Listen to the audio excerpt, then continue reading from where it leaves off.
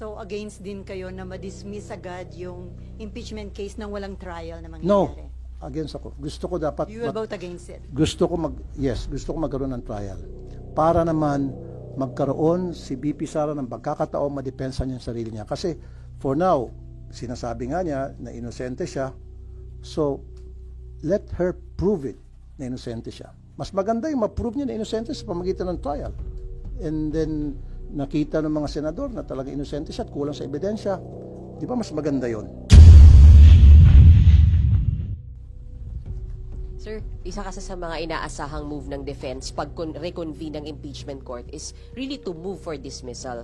So what can we expect from you since baka mauwi sa botohan, sir, ng senator judges? Para sa akin, ang ayaw ko ma-dismiss. Gusto ko talaga magkaroon ng trial para ma-prove niya sa kanyang sarili yung kanyang sinasabing innocent siya. Show sa One Digital Radio. The reason why I'm here today, ladies and gentlemen, merong nagaganap na epidemic ngayon sa ating bansa at lumalala ang epidemic na ito. It's about time na lahat tayo magtulong-tulungan para magamot itong malalang epidemic na for me. Example, recently merong bus driver na nahuli ng mga pasahero habang nagmamaneho nag-online gambling. Paano na kaya umaga yon? Paano na kaya kung sa gabi wala nakakitang pasahero, nag-online gambling siya, nabangga, disgrasya. Meron pang jeep driver na nahuli din ng mga pasahero na nag-online gambling habang nagmamaneho. And meron pang sa PTEX ata yun, ni-raid ng mga pulis lahat ng mga bus drivers lulong sa online gambling. Napakarami ng taong lulong dito sa online gambling kasi napakadali ma-access. As a matter of fact, sa programa ko sa Wanted sa radyo, hindi ko na mabilang recently yung puntahan ng mga magulang na nareklamo, yung kanilang mga asawa, anak, especially mga estudyante, hindi na nakapag-aral, napupuyat, at nangungupit na sa kanilang mga magulang para lamang makapag-online gambling. Especially itong scatter. Sobrang lala na. Something has to be done. That's why I'm filing a bill na total stop, hindi yung regulated, hindi yung strictly regulated. For me, no. It has to stop. Grabe na. Kailan tayo titigil kung bagsak na ang ating bansa, ang ating lipunan? We have to step on the brakes right now.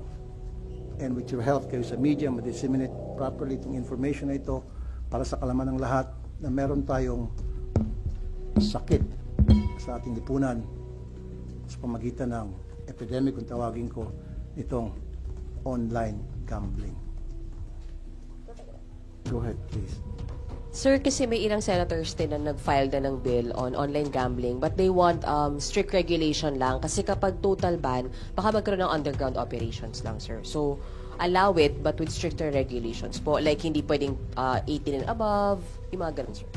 Ay, 18 and below, I'm sorry. Okay, well, inahangaan ko yung mga kasamang senador na nagsabing strictly regulated itong online gambling. Pero ako, in my opinion, kailangan talaga total ban. Yung sinasabing baka mag-underground. Nandiyan naman ating kapulisan, nandiyan yung ating NBI, nandiyan yung ating PNP. Anong ginagawa ng kanilang mga intelligence funds para tugisin kung sino itong mga nag-underground? As simple as that. Let them do their job. Otherwise, tanggalin mo yung mga pulis na hindi trabaho. Sir, when you say total ban, lahat, pati accredited ng PAGCOR, sir? Lahat, pati accredited ng PAGCOR. Kasi, tingnan nyo, kahit na paslit, nakakapagsugal, very accessible itong online gambling. Why not put a stop into it? As it is, may problema na nga tayo sa mga casino. Ang dami ng casino left and right. Magpapatayo ng casino. In fact, balita ko, may magkakaroon ng casino pa sa Boracay. Kung saan-saan na, pinapayagan na magkaroon ng casino. Problema na yan as it is. Marami na sisirang buhay, mga negosyante, dahil nalululong sa sugal sa casino. Now, here comes online gambling na hindi lamang mga adults ang nalululong, kundi ang nakakatakot dito, mga kabataan, estudyante. as young as 10 years old. 9 years old, naglaro ng scatter. Hindi nakapag-aral, hindi nakapagtulog, hindi nakatulog, kumukupit sa kanilang mga magulang para makapag-scatter lamang. Ano to? Anong klaseng bansa meron tayo ngayon? Grabe na. At bakit ito pinapayagan ng PAGCOR? Kaya nga I'm calling, yung sinasabi ng PAGCOR, for now, itigil na raw muna yung ads sa mga online gambling. Galing ako sa bahay ko, papunta rito, binilang ko, 7 ang billboard ng online gambling.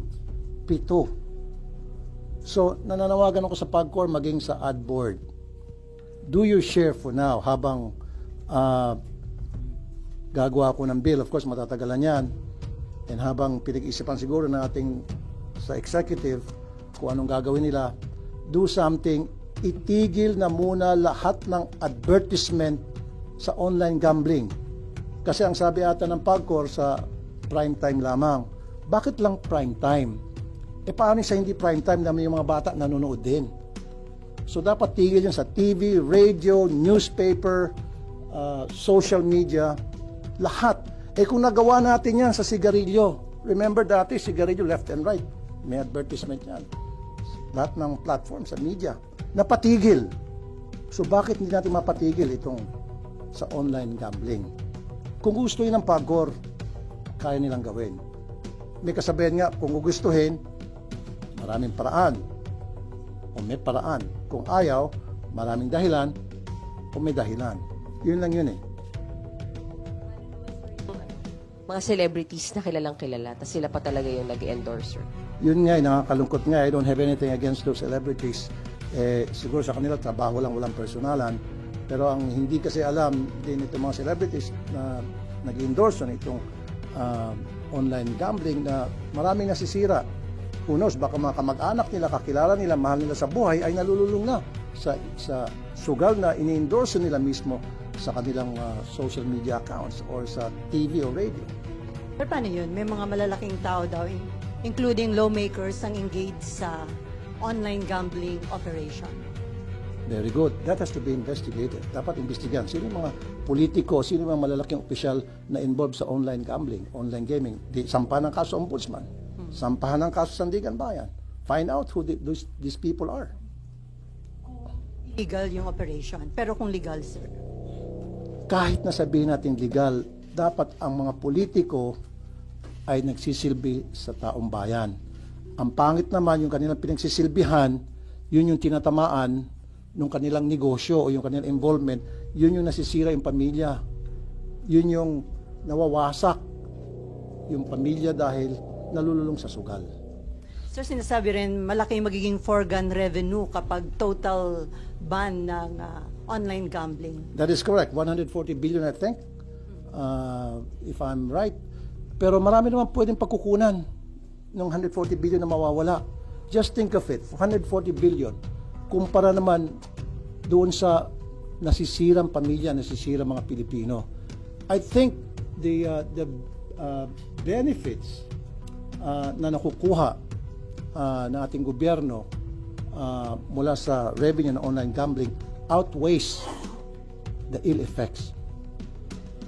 Saan tayo? Kung dahil sa 140 billion masisira ang napakaraming pamilyang Pilipino, maraming malululong sa sugal, bakit di natin itigil na lang itong online gambling?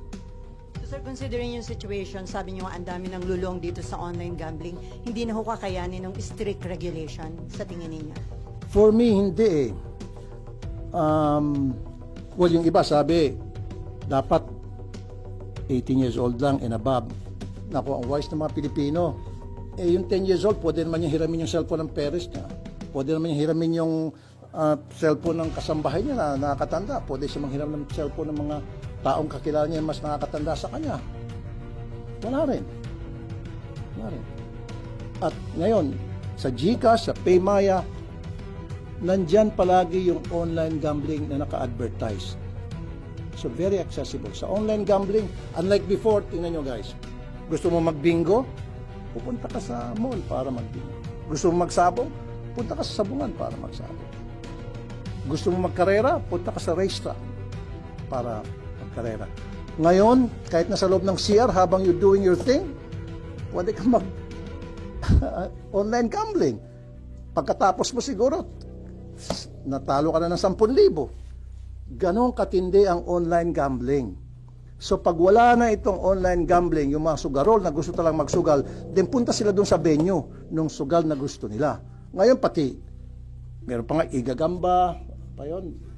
Totoo yan.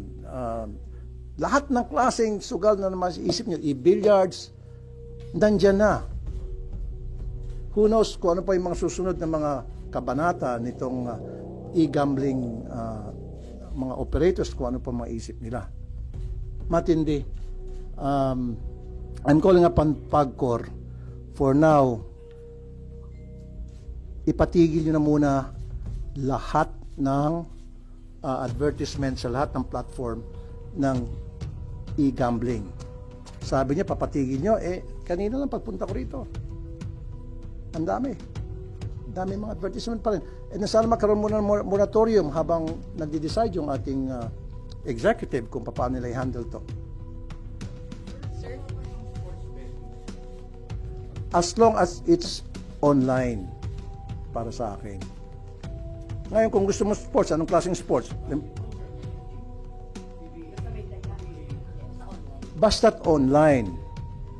Kung gusto mo magtaya ka, di maglagay na lang sa PBA na yung parang pupunta ka doon at mananaya ka, parang ginagawa sa horse racing, di ba? Meron yung pupunta ka sa tayaan, doon ka tataya. O gawin na lang legal yun. Magkakaroon ng mga, ano bang tawag niyan? Yung patayaan. Para sa gaming, parang nangyari sa Las Vegas. Kung gusto magtaya sa basketball, punta ka sa isang casino at doon ka tataya. Pwede sa casino. Punta sila sa casino para maging deterrent yun one way or the other. Natatama rin, ba't pa ako pupunta, umuulan o tinatamad ako, hindi ako pupunta na lang, saka na lang. Whereas ngayon, gusto nila maglaro ng basketball, anything. So, gambling, nandiyan yung online. Sir?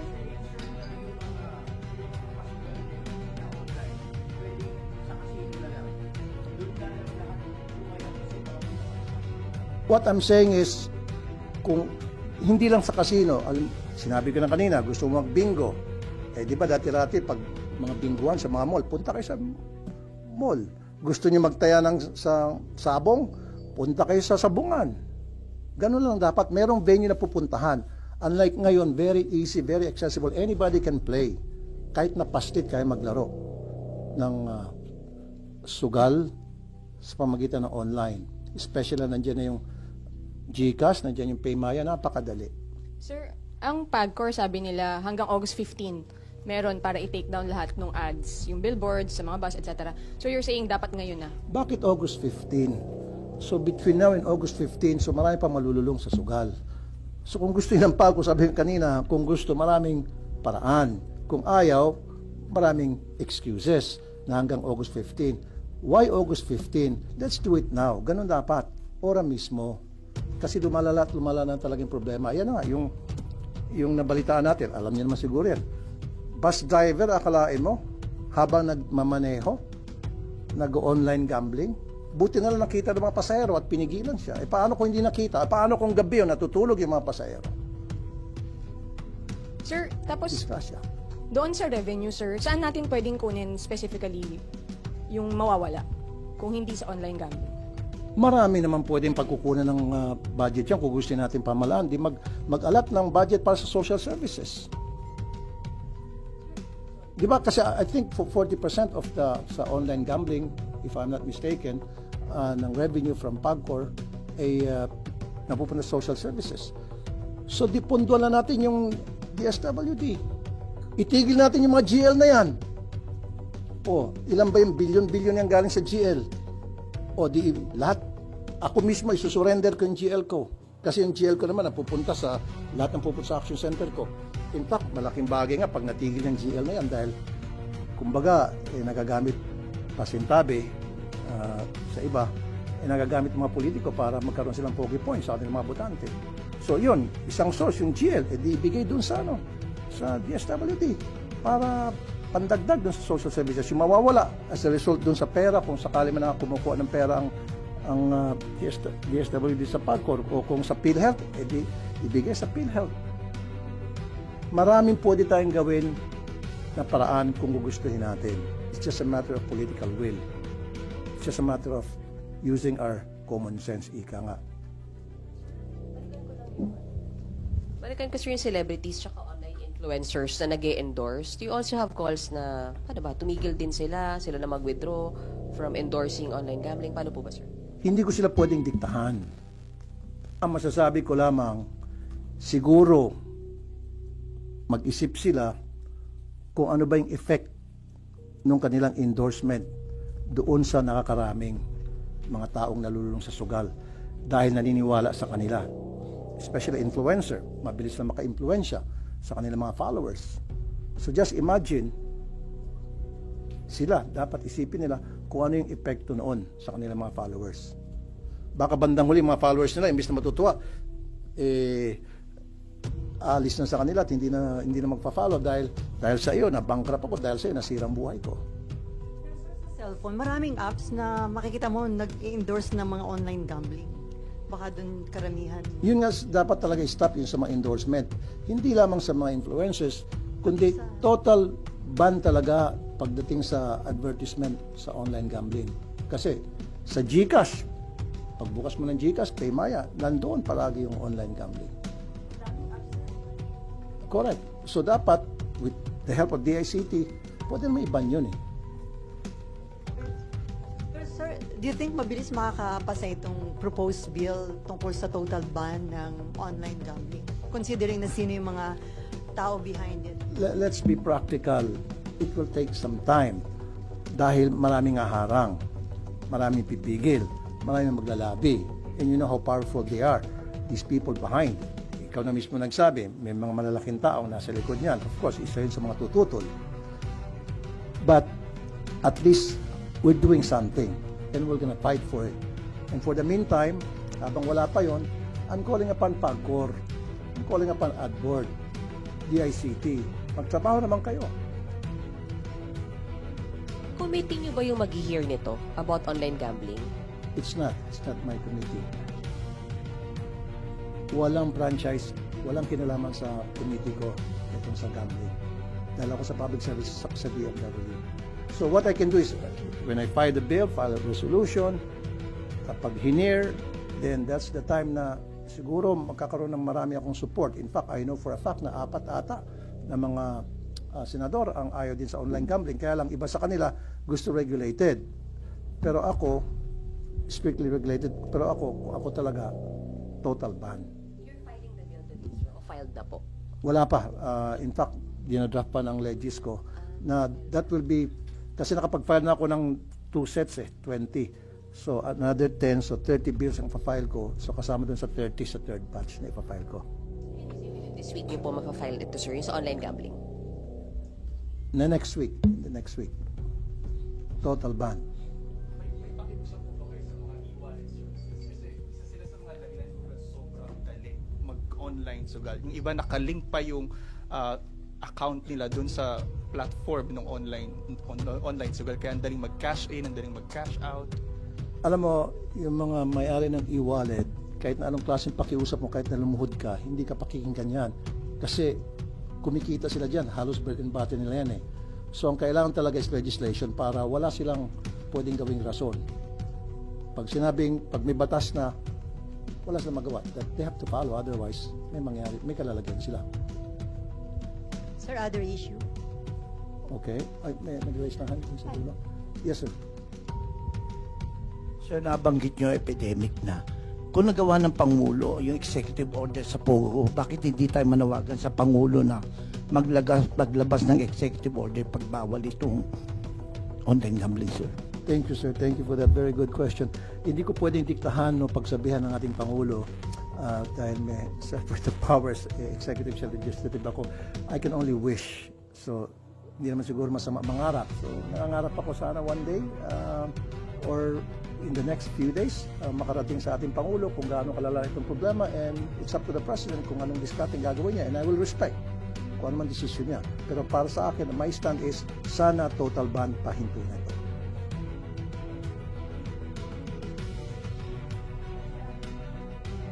from now, Okay.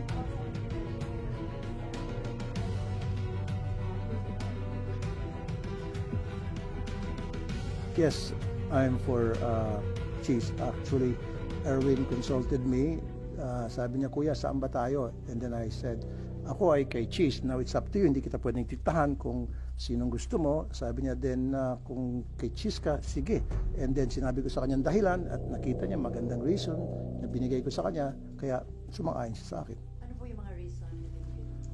Well, first of all, kilala ko si Cheese. I've worked with him for 3 years. At halos parehong work ethics namin. Agresibo siya pag meron siya mga bills na gusto mapasa, especially mga tinatawag na priority bills.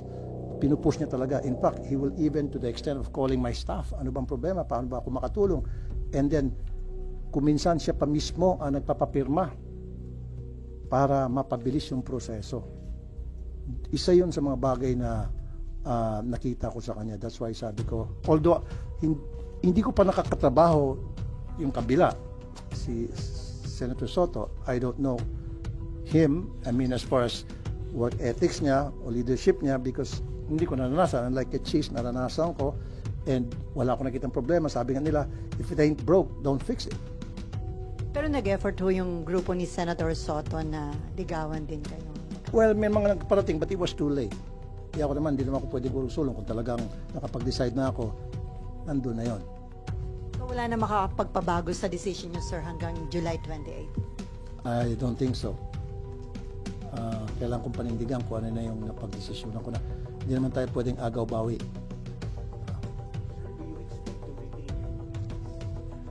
As far as I know, kasi I'm doing okay naman sa committee ko as chairman ng public services. I'm doing my rounds to make sure na safe yung mga pasahero natin sa bus, sa barko, sa aeroplano.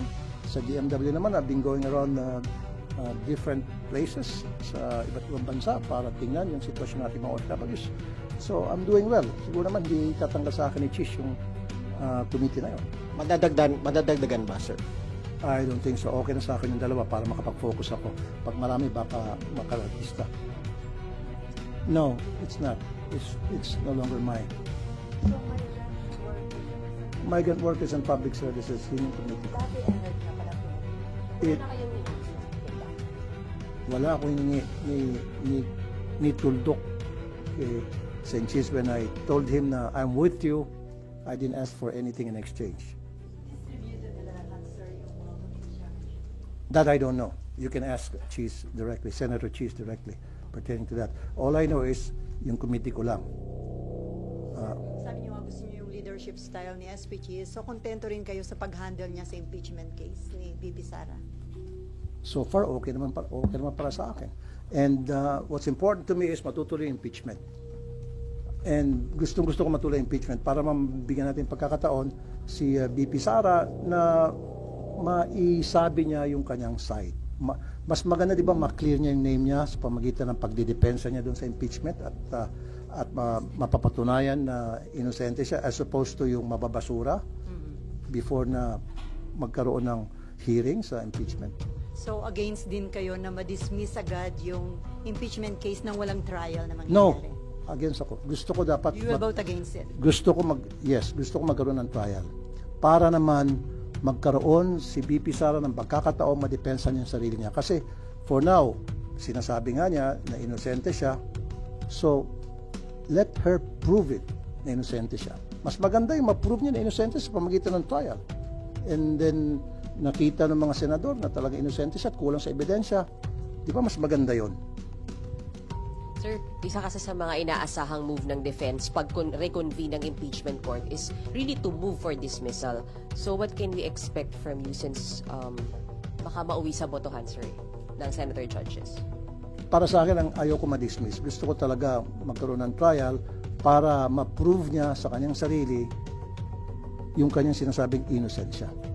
Give her a chance. Give her the day in court. Kasi kung ma-dismiss lang, so paano na yung mga allegations against her? Marami mga allegations di ba? O, paano yung mapuprove yun? Paano yung masasabi sa taong bayan na inosente siya, na lahat siya ay puro katang-isip lamang kung hindi tayo magkaroon ng trial? Because doon sa trial, doon yung mapuprove yung kanyang innocence. At doon yung mapuprove kung siya ay guilty.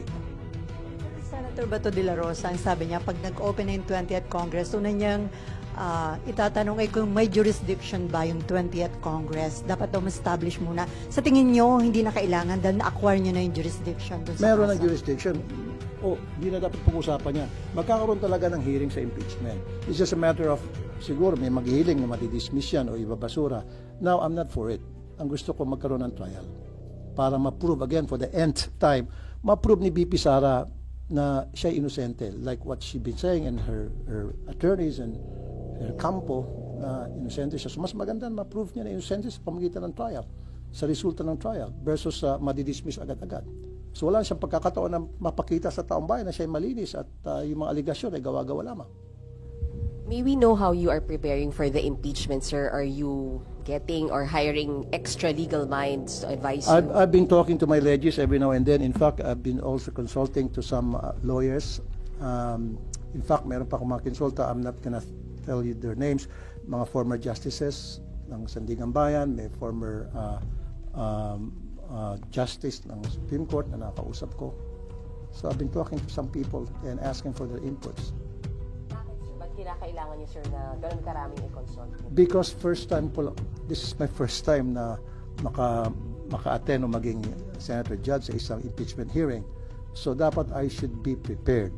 Hindi ako pupunta doon ng blanco. Dapat meron akong sapat na kaalaman so that I can make intelligent decision at the end of the day. Pero wala kayong nakita, sir, na parang delaying pa. Kasi sabi niya, bakit ang tagal? For me, I don't think so. I don't think so.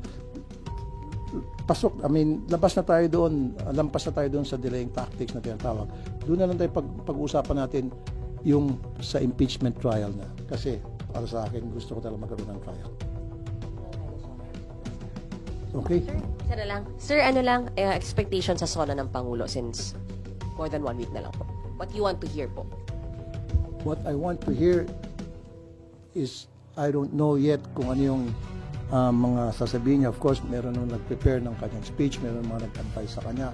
Pero ang gusto ko sana, wish ko lang, hindi naman siguro masama mag-wish. Sabi nga nila, hindi naman siguro masama mangarap, libre mangarap. Pangarap ko sana sa SONA, baka pwedeng isali ng, sabi ko, big man, Mr. President.